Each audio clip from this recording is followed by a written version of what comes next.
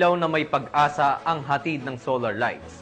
Nahandog ng mga miyembro ng Regional Mobile Force Company 1 sa kanilang isinagawang outreach program sa Buknit Elementary School, Quirino, Ilocos Sur. Ang balitang ito ay hatid ni Police Master Sergeant Robert Basan Abella Jr.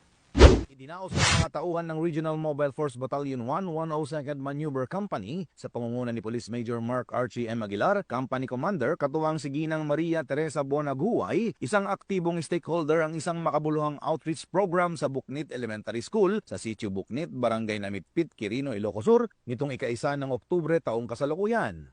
Ang Barangay Namitpit ay isa sa mga bulubunduking bahagi ng bayan ng Quirino na mahirap i-access dahil sa masisikip at masusukal na kalsada.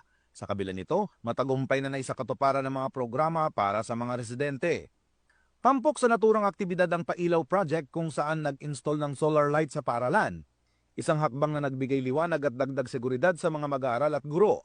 Bukod dito, isinagawa rin ang mga lecture tungkol sa anti-terrorism at anti-bullying, supplemental feeding program, libreng gupit para sa mga bata at pamimigay ng mga hygiene kit at mga damit.